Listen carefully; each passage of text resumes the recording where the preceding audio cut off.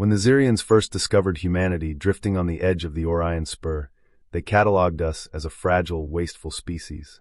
Our bodies were shockingly weak by galactic standards, bones prone to shattering, organs failing after mere decades, cells degrading with each breath of air. To the Xyrians, whose crystalline forms could last millennia without blemish, we were pathetic sparks doomed to flicker and vanish before the universe even noticed. They came as scholars, draped in their shimmering metallic robes, eyes like molten stars, expecting to find a primitive people clawing at survival. Instead, they found us dancing. On streets cracked by old wars, in fields where rain fell like liquid silver, in orbit above dying worlds, humans danced. We laughed and sang, cried and shouted. We loved fiercely, even knowing loss would come like a storm. The Xyrians tried to instruct us in longevity, offered procedures to slow cell decay, to stretch our years into centuries.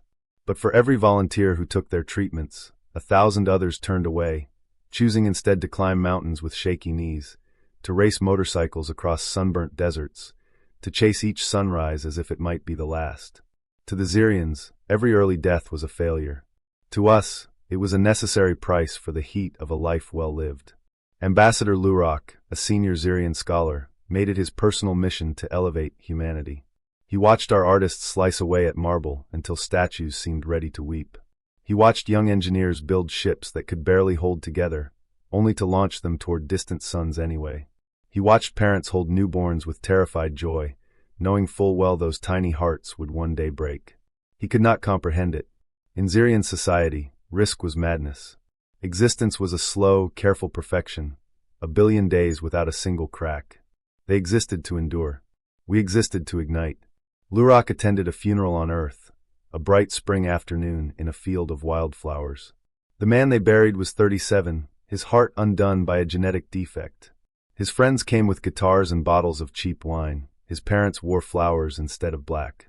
Instead of wailing or shrouding themselves in sterile mourning silences as the Xyrians did, the humans laughed as they shared stories of his unstoppable jokes, his unstoppable kindness. Someone lit a bonfire, another set off fireworks that cracked against the blue sky. Lurok stepped forward, confusion tightening his crystalline limbs. "You rejoice," he said, voice echoing across the field. "Yet he is gone. Your lives are so short, so easily snuffed. Why do you not despair?" A woman with graying hair turned to him, tears shining beside her smile. "Because he lived," she said simply.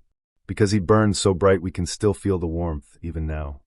That night, Lurok wandered through the city streets, watching young couples kiss beneath neon signs, old men argue over chess, children dash through fountains with shrieks of pure delight. He felt a vibration inside himself he did not have words for, something like a fracture, but also a melody. The Xyrians continued to send envoys, lectures, enhancement offers. Some humans accepted, growing older than their ancestors could dream. But they soon learned that no matter how many years they added, they could not slow the pulse of a human heart hungry for life. The historians who came later saw what the Xyrians had never understood, that our mortality wasn't a curse but a forge. Every heartbreak, every sprint to a lover's door in the rain, every reckless leap from a cliff into the ocean, all of it sharpened us, forced us to love more deeply, create more wildly, forgive more quickly. Some Xyrians began to stay among us, quietly casting off centuries-old codes, adopting fragile human ways. They learned to savor food that disappeared in moments, to build sandcastles knowing the tide would destroy them by dusk, to sing songs that trembled with the knowledge of an ending. Those who embraced it felt something awaken, a heat, a brilliance that spread through their cold interiors. Generations later, the official Xyrian chronicles would record Earth as a primitive culture that prioritized ephemeral experiences.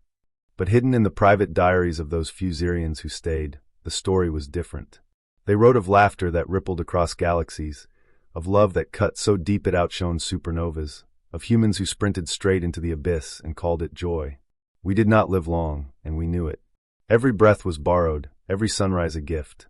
But in that brief span, we sang louder, danced harder, fought more fiercely, and loved more hopelessly than any being who ever tried to measure eternity in endless days. In the end, they watched us die young, but never understood how bright we burned, how fully we lit up the dark. And even after our bodies turned to dust, that light raced on, carried by every story, every tear, every heartbeat that refused to be quiet. We were not meant to last forever. We were meant to shine, and in that shining, we taught the stars themselves how to feel alive.